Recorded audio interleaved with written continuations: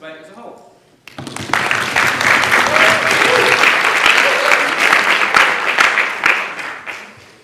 Thank you, Mr. Speaker. Ladies and gentlemen, the motion before this House tonight is that this House believes that the Catholic Church is a force for good. So before we begin, we must, as you know, define what this motion is. But before we do that, perhaps we should define what this motion is not. Tonight is not a theological debate regarding the existence of God, and we would not wish to make it so. For the purpose of tonight's debate, let us assume that God does not exist. You see, we intend to demonstrate that the Catholic Church is a force for good, regardless of God's existence. So, when speaking of the Catholic Church, we rightly speak of that pre-Reformed Christianity centred around the Pentarchy. Most prominently in this country, you'll all be familiar with Roman Catholicism under the head of the Roman Pontiff, currently Pope Francis. This Catholic Church is based upon an idea of living tradition. Importantly, it also rejects biblical literalism as a mode of biblical exegesis. Force here, we're describing as an action, because as we've said, we're assuming God does not exist. Therefore, good thoughts, prayers are ineffective in this context. Good, we are going to define in the broadest concept. That it is utilitarian, i.e. it desires the greatest good for the greatest number of people, but that it does have an existential quality. It involves the sacrifice of the self, for we all know, do we not, that true happiness is found in service. And yes, that's hard to define, but I think it's quite tangible. So now that we understand our terms, let's begin the debate. You will all be familiar with the great evil that many people have done within the Catholic Church. I do not wish to dwell on that this evening, as undoubtedly you'll be hearing a lot about that this evening from the opposition. My focus this evening is on the great good the Catholic Church has done throughout its history, in every age, and in the present day, which may be of surprise to some of you. So my question to you tonight is, well, what has the Catholic Church done for you or I? Education. Okay. Science. Well, guys. Okay. Well, apart from, say, culture, science, art, music, architecture, those other things, let's start smaller, like the foundation of modern international law. You see, that foundation of our very human rights, that protects the poor, that ensures international trade, that has made us wealthy in this country, that is founded upon canon law. You see, in medieval times, in a fractured Europe, it was the Pope who united everyone together and aimed for peace, who presided over Europe and moved for peace. It was the Pope and...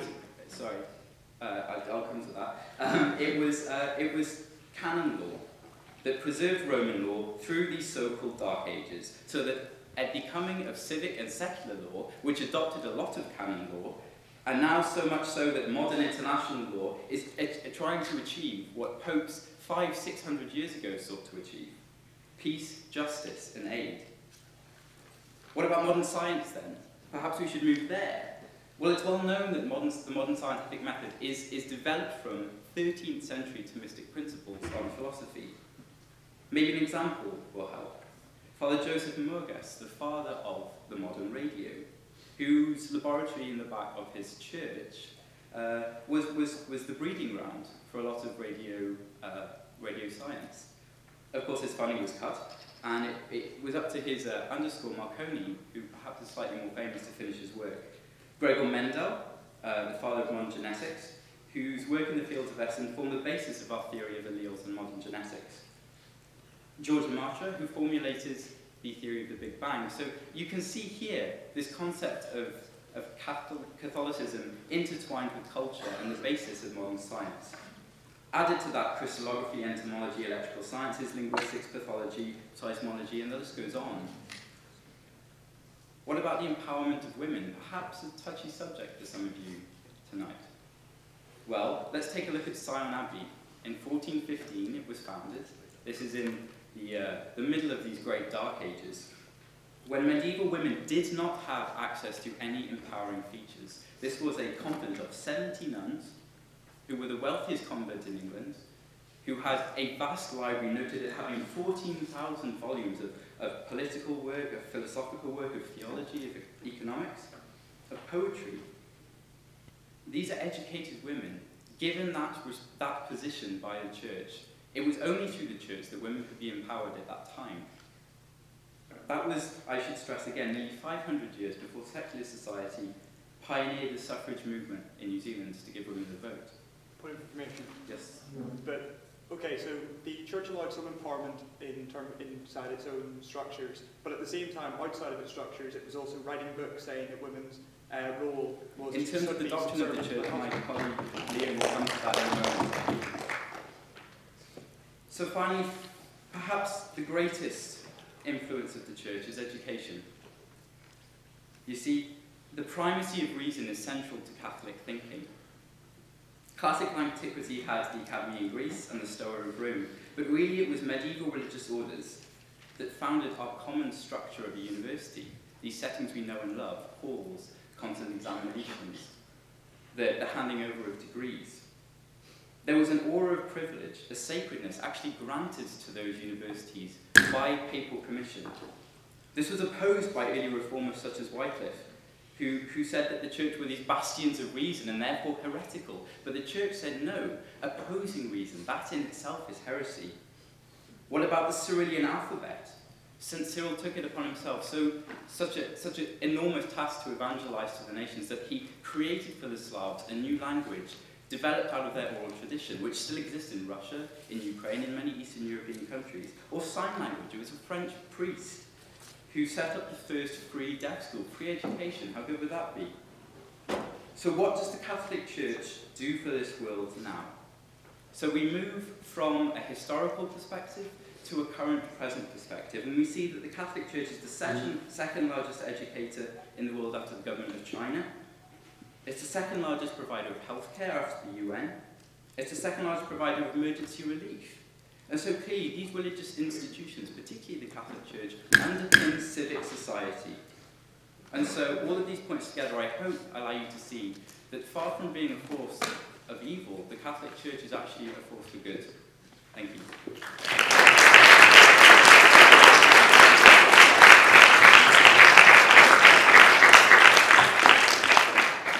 Thank you very much, Matt. I'd like to invite Guy to open up the case for side proposition.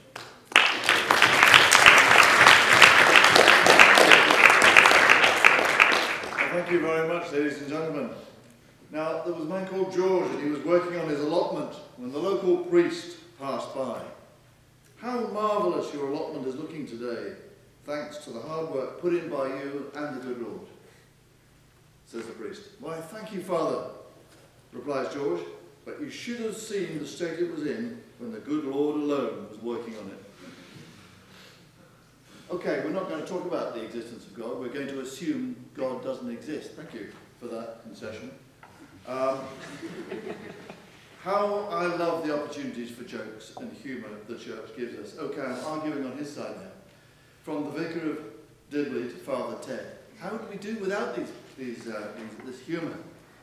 And you'll be relieved to hear, ladies and gentlemen, that I'm not actually going to indulge myself and yourselves in describing in lurid detail the wrongs committed by the church down the centuries.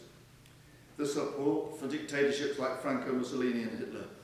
The suppression of Enlightenment thinking and freedom of thought. The torture and murder of thinkers and heretics. The Inquisition, its historic anti-Semitism, its misogyny, injustice and discrimination against women. I'm not going to talk about all these things.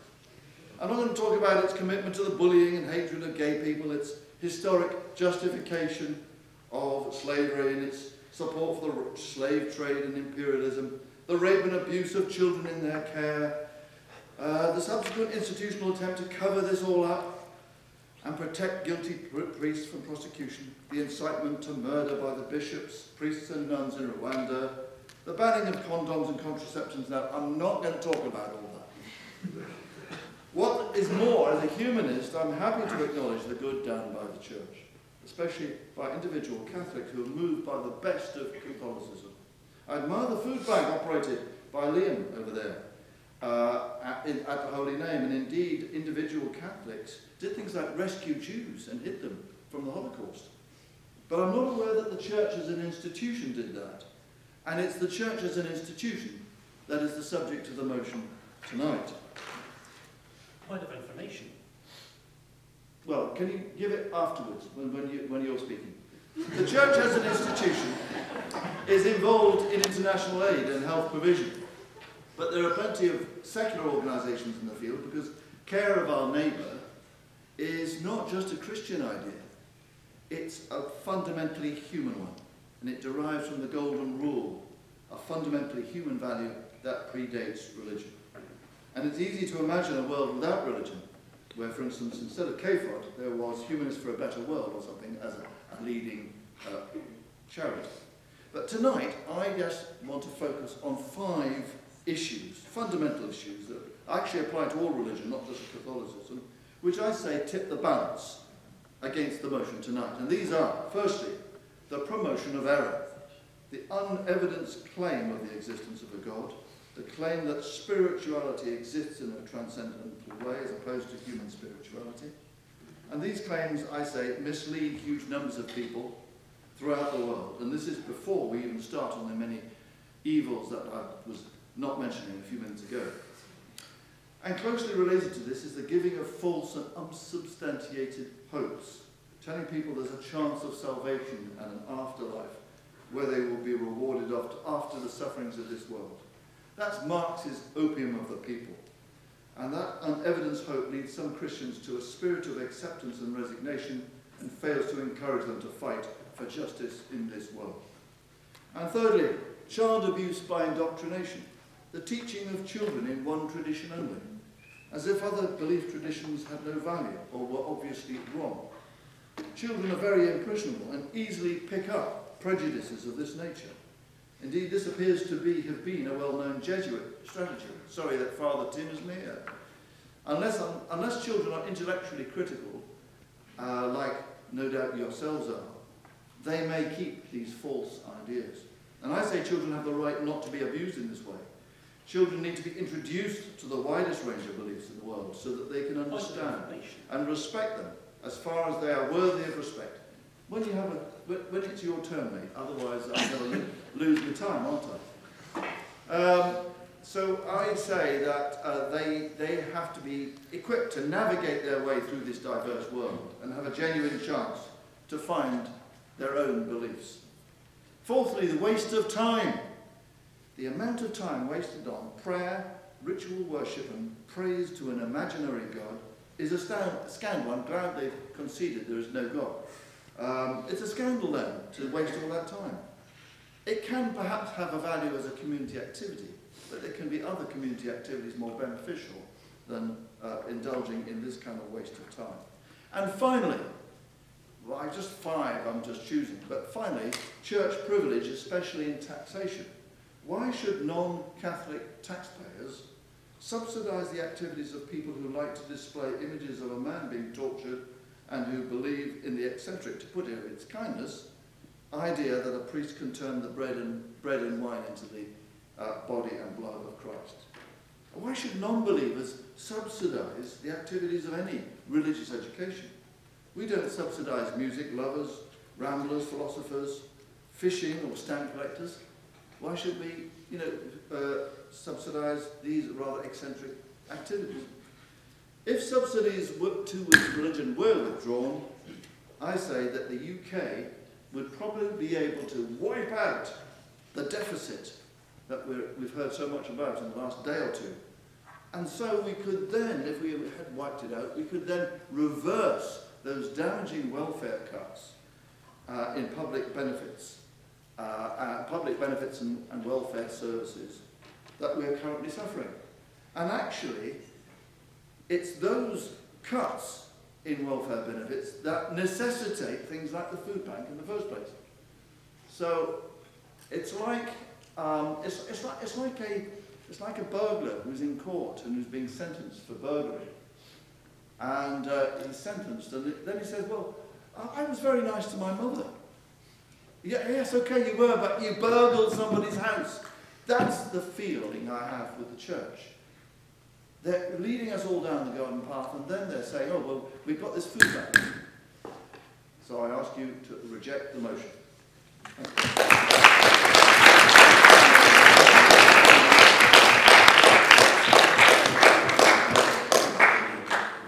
you very much, Guy. I invite Liam to continue the case beside the proposition.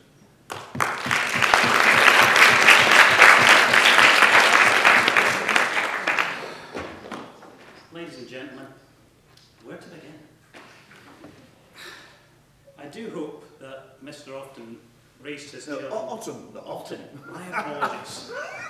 I do hope that Mr. Otten raised his children believing that dictatorships are the best form of government, but also that democracy is the best form of government, but also that communism is the best form of government, because we wouldn't want to indoctrinate children, would we?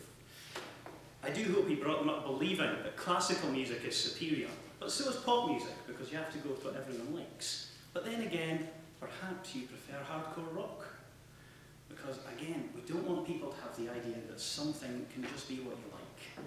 We don't want people to be indoctrinated. Or perhaps we do, but only with doctrines that we happen to agree with. This is the sort of critical thinking that the Catholic Church taught me. This is the sort of critical thinking that happens in catechetics classes up and down the country 2-3 times a week. Because transubstantiation is magic, right?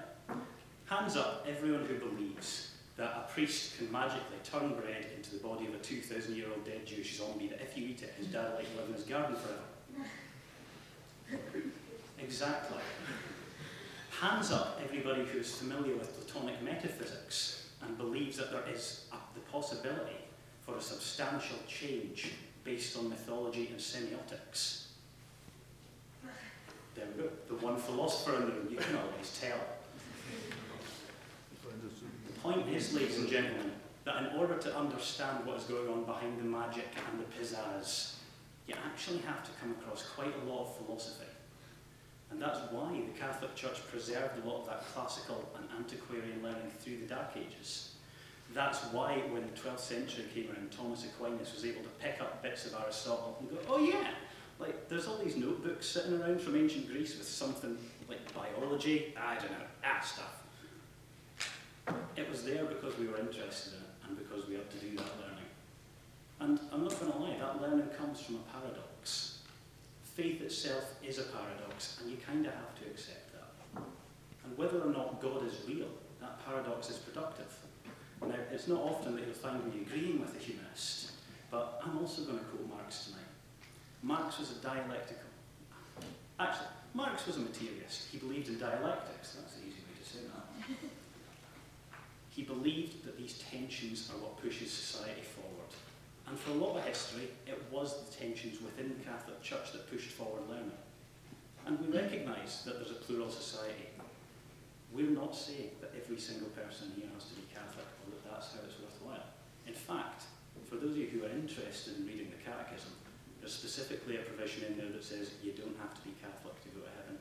You don't have to be Catholic to be a good person. You don't have to be a member of our church. But it'd be nice if you were. Guys, we understand criticality. And we understand criticality because a lot of the tools that are being taught in philosophy were developed by us because they're tools of rationality, tools of reason, and the tools that we kind of use to get to the heart of the paradox that is faith. So we're quite proud of them.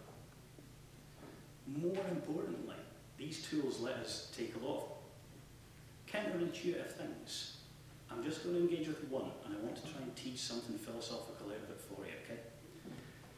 You will probably hear that the Catholic Church hates gay people and is backwards and is all sorts of dreadful to them. Now, you will usually hear that accompanied by Leviticus 18:22. It is an abomination for a man to lie with a man as he lies with a woman. Yeah. You probably won't hear it quoted with the first half of that verse, which I'm going to let you hear. I want you to tell me if it changes substantially. You shall not give of your semen to worship the god Molech, because it is an abomination for a man to lie with a man as he lies with a woman. Does anyone think that reference to Ammonite fertility cults changes things slightly? Because I do. And in fact, most biblical scholars do. No? Why? If you have a question, do it large in the session. Sorry. Force it out. There's a quote that often comes out in Corinthians where St. Paul gives a big list of all the people that aren't getting into heaven, and it's murderers and fornicators and thieves. And there's a word there translated as homosexuals, wrongly. And it's wrongly translated as homosexuals by the biblical literalists, who realistically are more harm than good to us these days. The ancient Greeks had a word that accurately conveys the concept of homosexuality, and that word was paiderast. The word that Paul chose to use deliberately, that has caused scholars problems for hundreds of years, comes from two words. The word koite, which means bed, and the Greek word for man, which was arsa. You're welcome to that one. This has variously been translated as a warning against masturbation and sloth. It wasn't until the 1850s, when the development of modern psychoanalytic techniques was starting to take off, that it started to change its translation. So I'd point out that an awful lot of the problems that we try and come up with today about the church and homosexuality arise from the biblical literalist movement rather than from the text of the Bible itself. And it's only through continual scholarship, particularly in ancient and dead languages, super useful skill, guys, but it's coming in tonight, that we can be aware of these things. Most importantly, we have one bit of evidence from 1563 when the Council of Trent was founded. And the Council of Trent came back, and 400 years before civil society was ready to say, actually, maybe being gay shouldn't be illegal, the Catholic Church released a document which said, some people are born gay, get used to it. For those of you who aren't familiar with this, look it up. It's the Council of Trent, it's 1563. We actually have a copy of the Catechism here tonight, and I'm more than happy to quote it if you want the questions. What I need you to focus on today, guys, is the question at hand. We're not asking you to believe in God. We're not asking you to believe that the Catholic Church is the best thing ever. We're asking you to assess whether it's a force for good. The opposite of that is saying that it's a force for bad. There might be things out there that do more good than us. That's another debate. What we need you to understand is that what we do is we bring a lot of good into the world. And there are a lot of things that wouldn't be possible without all the work and all the good that we have put in. So I hope you hold that in mind. Thank you.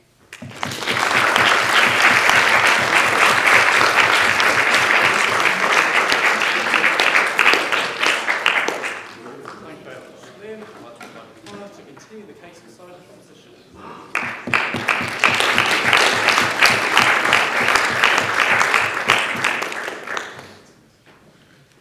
Mr. Chairman, members of the House, like the rest of the panel today, I'm not going to dispute with you about the existence of God. I'm going to suggest that since 1.228 billion people on the planet are Catholic and hold to the doctrine of the Church to be sacred in their belief of God, I'm not there to argue with that. What I am going to argue about is the idea of an institution being there as a force for good. I'm not going to argue that the Catholic Church does not have the potential to be a force for good. People like Liam over here, who are managers of food banks and have and believe in the Catholic Church and its doctrine, are proof that individual Catholics can do good things. So I'm not saying that people within the Church cannot do good things. However, as it stands, this institution is not a force for good. It is corrupt and it is sick, and its doctrines serve as a reminder or reinforce constant inequality. But I'd like to engage in some rebuttal first of all. So the proposition have a very warped view of history. It's true that within Western civilization, a lot of our architecture, philosophy, music, etc., has come from the Catholic Church. However, it is not completely necessary that the Catholic Church had to be there for those things to develop. Within other cultures throughout the world, we still have architecture, music, and philosophy. Those things may have been driven by religion, but they do not necessarily require religion to exist. Secondly, with regards to science, the Catholic Church may have had things, or may have been may have used tools of learning to promote science, but it's also acted in ways that is like crush science. I need only remind you of Galileo or Darwin, which the Church is acted to suppress. Yes. So Galileo had Pope Leo as his patron, and he annoyed his funder. As any scientist will tell you, if you annoy your funder, your funding is corrupt. Yeah. So he annoyed his funder and then got condemned to house arrest for the rest of his life for believing that the Earth goes around the sun rather than the other way around. So thank you. Right. Galileo was not arrested like that. So I'm not going to move on to the role of women. So again, we've had the discussion of, yes, women inside monasteries were allowed to study and become freer under medieval systems. However, we need only look at the current church today as it stands. Women still are not allowed to be priests. This is based on tradition. It's based on the fact that Jesus himself chose men to be his followers, but he spoke to women in different ways. So the church suggests that while women cannot be leaders, they can have other roles. But then, and suggests that somehow men can have this closeness to God, and that's why they're able to lead the congregations. Yet there's a problem here, in that the church also suggests that that women have had close relationships with God, in that they've now been anointed as saints. We need only look at the female doctor of the church, St. Teresa. You have patron saints of France, Joan of Arc. You have modern people like Mother Teresa, and you have the veneration of the Virgin Mary herself, who is a woman. It seems absolutely ridiculous that women just cannot be priests, and based on old traditions, things that the Catholic Church could very easily change to update itself and become a force for good. However, it doesn't. It remains stuck in the past, and it remains subjugating women. It keeps subjugating women. Older things like marriage vows, again, act in this way. Its promotion of virginity and its arguments against premarital sex, which don't just affect women but also affect men, in that they build up a stereotype of what men and women should be, something they base their identity on, which causes massive problems when people then act outside of those norms because they feel dirty or sinful. And on top of that, people then use this to do other abhorrent things. The Republican Party of the USA has used that to block Obama's Affordable Health Care Act, arguing that because of Catholic teaching, Catholic schools shouldn't have to provide sex education or provide free contraception, despite the fact because it promotes promiscuity. Yet despite this, when we see in the world, evidence suggests that when we give proper sex education classes and we give out contraception for free, there are lower rates of teenage pregnancy and teenagers actually engage in sex a lot later, as opposed to the USA, where there's higher rates of teenage pregnancy and people engage in sex at a lot lower ages. No, thank you. But birth control doesn't just affect women, it also affects the developing world. So, when AIDS started to be discovered as an actual problem in the 1980s, since then and then alone, there has been estimates of about 30 million people have died of AIDS in developing countries. The Catholic Church remains in a position where it says that contraception is bad. I can quote the Pope Emeritus Benedict XVI when he said about condoms, that condoms are not a real or moral reason to prevent AIDS. Real or moral reason. So when the UN AIDS Foundation says that condoms and other forms of contraception are the most effective way at curtailing the effects of AIDS, I would suggest that's a very real solution to AIDS. And when it comes to saving the lives of 30 million people, I would suggest that's a pretty moral thing to do. But moving on, I'm going to very quickly go on to homosexuality. Yes, I'd like to thank Liam for the quote. Perhaps he'd not like to pass that quote on to his superiors and suggest to the church that maybe they should change their position on homosexuality, because the church still maintains, because of quotes like that, that gay people cannot be active members of its community.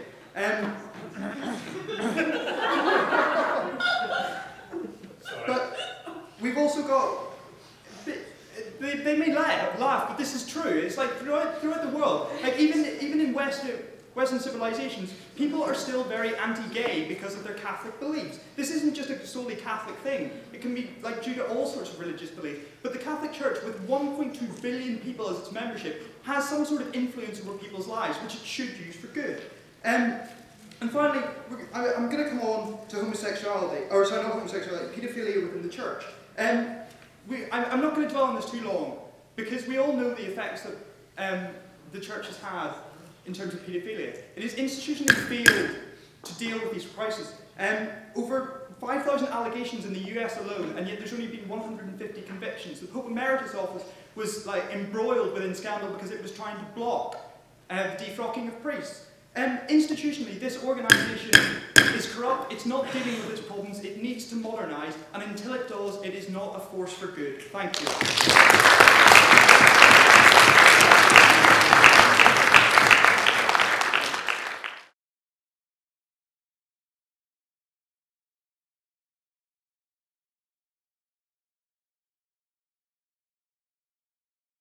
Okay, my response to that one would be, I share your concern. Obviously, the houses that Mother Teresa founded were far below the standards we would have in the West of a practical healthcare institution. But where was everyone else? Was this not a woman doing the best she could with the tools she was given? Did she go in there and take away from these poor Dalits of Calcutta their upmarket healthcare system? Or did she provide a better option than was there already? Yes, it may be imperfect, but she used the tools she had to provide the good she could in that situation. And it's very easy to take a revisionist perspective on that. And many people, including the late great Christopher Hitchens, have done so. But I think it's important to go back and see in the situation what was going on there.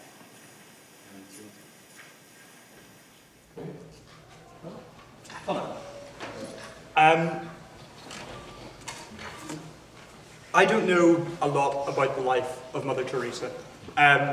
From what I do know of her, I will probably agree with the proposition that she did do some good things and that she used her ability to reform and create a system that was better than what was existing in the first place.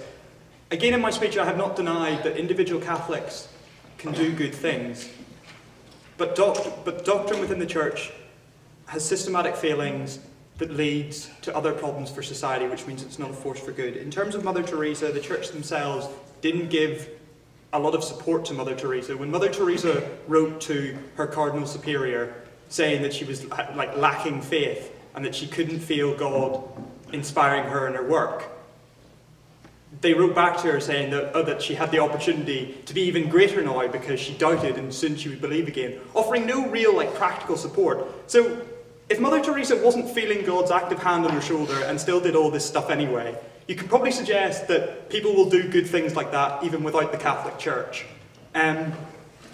But regardless of this, regardless of Mother Teresa being Catholic or doing good things, she probably did do good things. There was probably institutional failings as well. But I think the main issue to focus on is other doctrinal reasons that the Catholic Church just isn't a force for good. I had the pleasure of reading The Missionary Position, which is Christopher Hitchens' book on Mother Teresa, about 6 months ago. And it is a devastating indictment of Mother Teresa.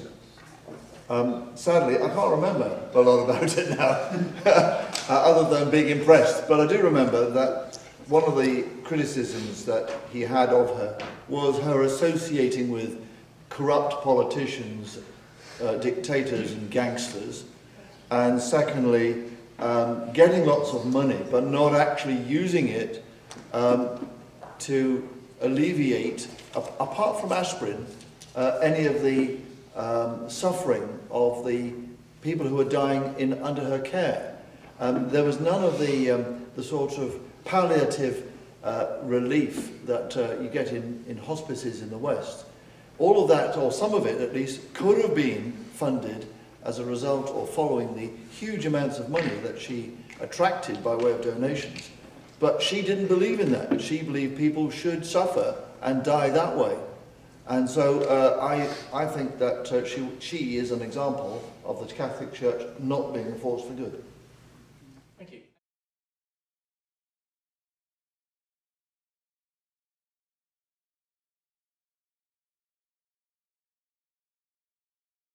Do you want to go for that? Yeah. Okay. Can I just say, firstly, that I doubt the existence of Jesus Christ as a person, but that doesn't matter, because the story that the story of his life can be read in an inspirational way. He did do things that are inspiring, and he did make suggestions and gave, as it were, guidance, which is morally good.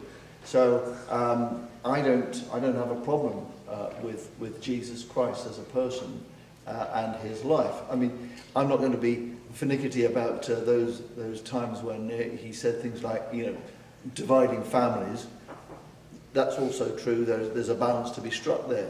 But many people have been inspired. I was brought up as a Catholic, and I was inspired by the Sermon on the Mount. I still think that's a brilliant speech and has some good stuff for non-Christians in it.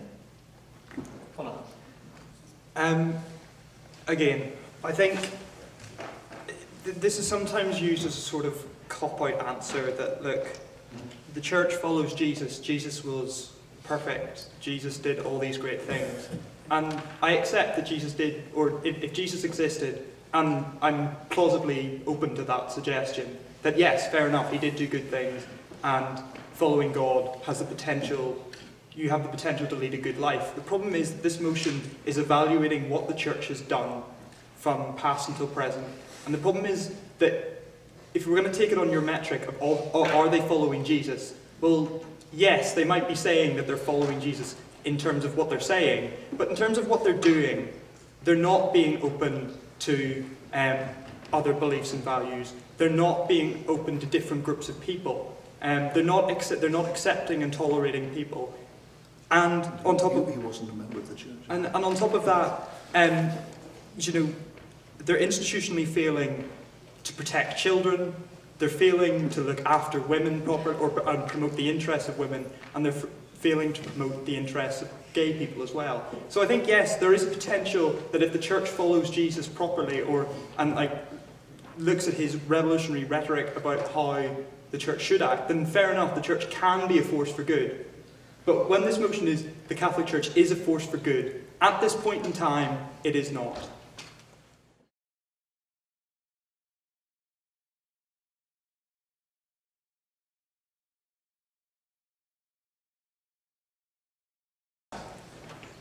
Okay, so my point of doing this was not to say that all Catholics are bad people.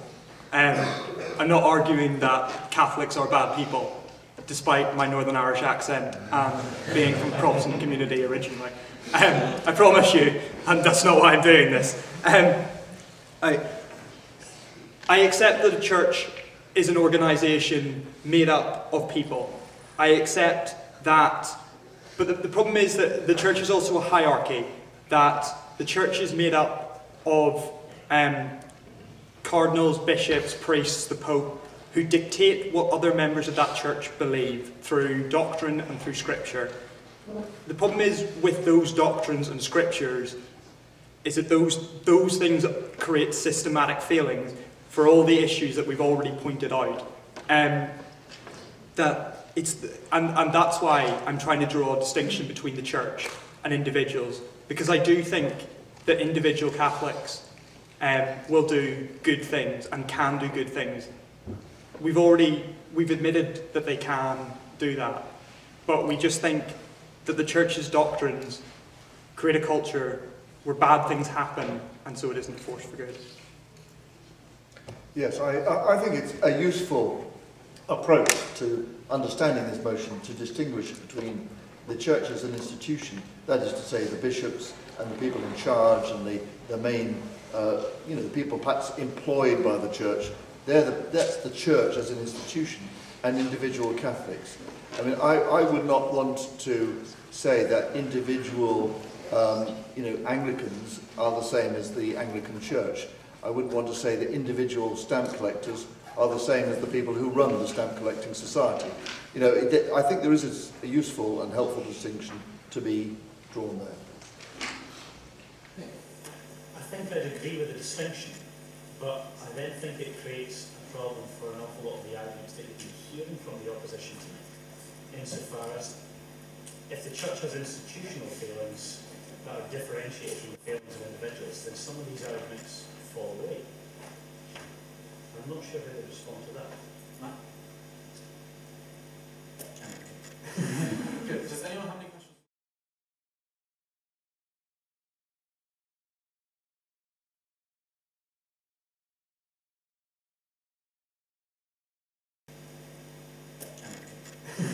Good. Does anyone have any questions for the side proposition? Yes. You say that a lot of science has originated from religion, but there has come a time when scientists start to question what's being taught to them, and there is quite a lot of evidence that different sciences have resulted in persecution of attack as a result of that. Do you feel that science, though it may exist, I kind of agree with Colin, that science can sort of arrive anyway, because we always see striking knowledge despite what institution we believe in. Do you think that there is a point where religion starts to hinder science, and would we perhaps be more advanced at this stage in time as religion not persecuting those? And also go back to the earlier things that kind of issues. Okay, so in terms of religion and science, this is a really interesting debate. It's something I'm quite interested in as a scientist myself. If you look throughout the world and you look for a renaissance in scientific methodology, you can arrive at different places. Say the ancient Greeks, say in Persia, we also have early examples of geometry and all that. But these were, in a sense, stillbirths. They got part way, and yet the Greeks still attributed a kind of characterization to the planets that were still drawings. Whereas it was only until Christian metaphysics and the readoption of Aristotelian thinking by St. Thomas Aquinas primarily in the 15th century that we got this primacy of reason. Because in Christian thought, in Catholic thought, reason is paramount.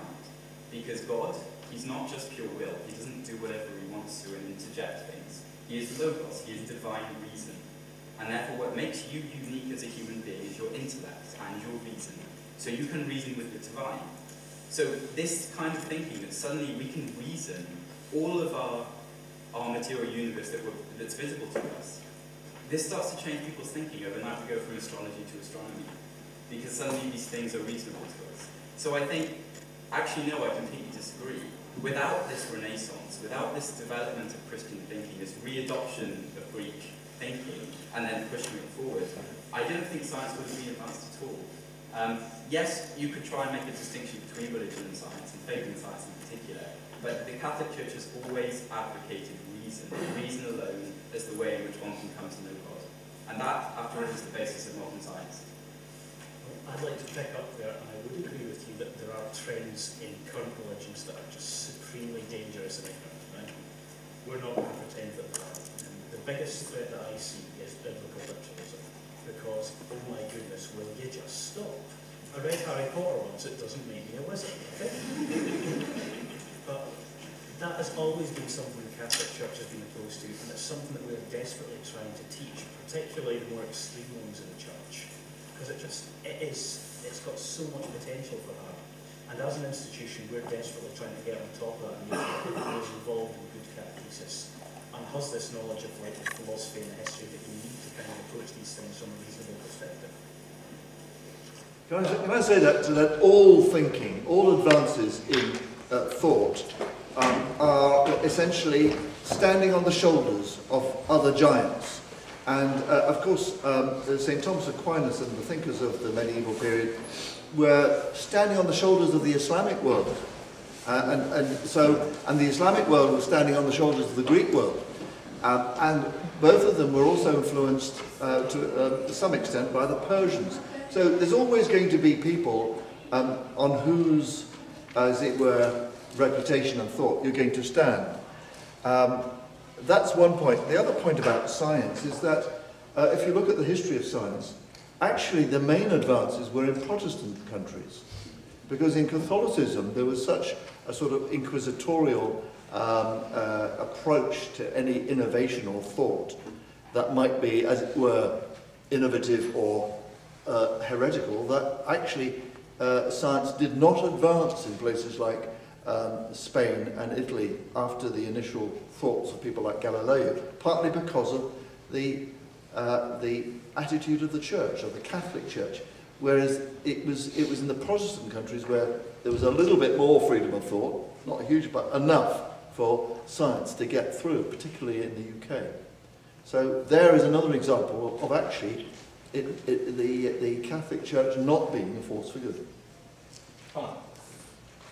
I mean, I agree with Guy that it is true that at one point the church was the main institution in the world that taught education, and therefore inevitably the biggest advances in science and culture and learning are going to come out of that institution if they're the only ones teaching it.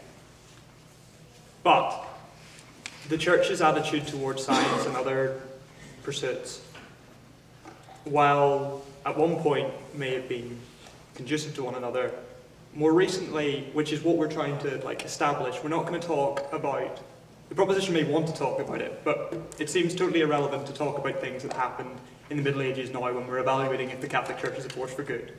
Today, the Catholic Church is still against stem cell research. It's still against IVF. There are major problems here in that it weighs in against science on so many issues because it fears of the consequences that it will have on its doctrine, or it fears because of its own morality. I think that when we're evaluating is the Catholic Church a force for good today, it's pretty much an institution that is prepared to go against science and scientific evidence if it feels like it, and I don't think that's a good thing. Thank you. Thank you, Speaker, this evening. As a proud gay man and a proud Catholic, I have to disagree with the opposition. You see, the Catholic Church, you know what, I do feel like it's meeting my needs. And I do feel like as a body of people, and subsequently as an institution, it gives me dignity. And it gives me dignity, and it dignifies people, irrespective of my sexuality, my race, my gender, or my creed. Because my inherency, my being a human, that's what makes me dignified. And this has been Catholic thought, Catholic teaching, sound Catholic teaching, since the very beginning. So is the Catholic Church a force for good? Well, yes. With doctrine like that at its heart, and with an active laity promulgating that in all of the good works that I've told you about throughout history and currently in the present day, these are the reasons together why I believe the Catholic Church is a force for good. Thank you very much. Thank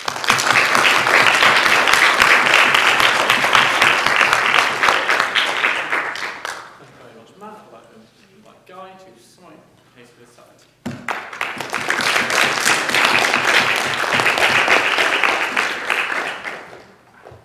What's interesting is that the points that I made at the outset about the 5 propositions, the waste of time, the promotion of error, the promotion of false beliefs, all of those things, the tax problems, none of those have been addressed or answered at all. And all of them, I say, amount to a force not for good of the people of this country.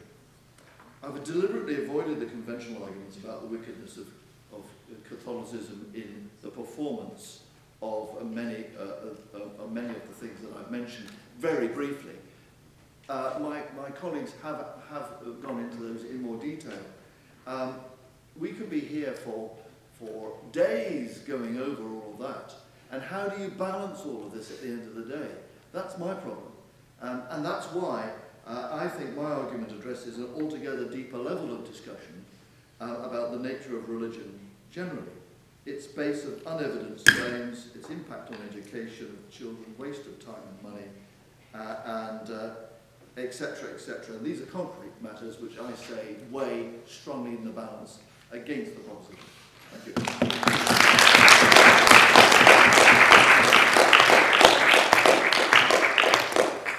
Guy, I'd like to invite Liam to finish the case for the position.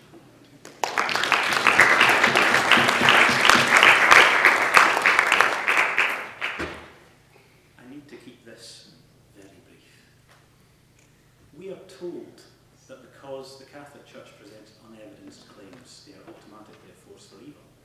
That's an epistemically vicious claim. And I'd like to explain to you why, and at the same time address the criticism that we've been delving too far into the past.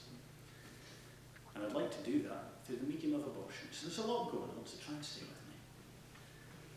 I will not stand up here and defend our doctrine of abortion, but I will ask you one question about our approach to it as a society.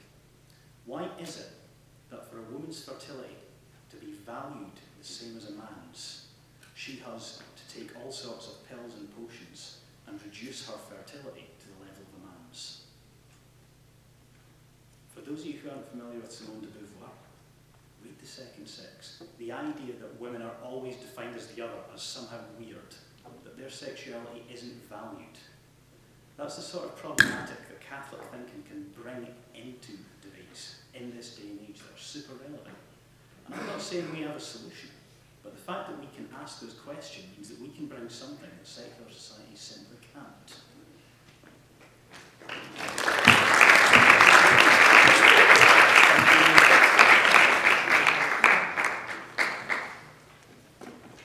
Mr. Chairman, members of the House, the temptation to attack the Catholic Church doctrine on abortion is very much on the top of my mind at the moment, but I'm not going to do it.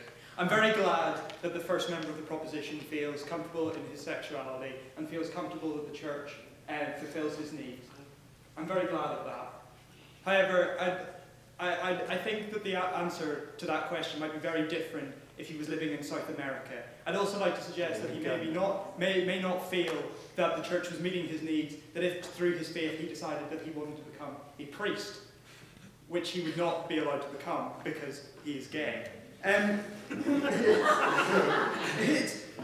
it was essential. So, I've pointed out institutional problems within the Church. It's hid paedophilia scandals. It marginalises the role of women, including within the concept of abortion, where it suggests that women should just be carriers for children and nothing else. I've said why its teachings on birth control adversely affect humanity, not just in the developing world, but also in the developed world. And I think for this reason alone, the Catholic Church, in its current form, is not a force for good.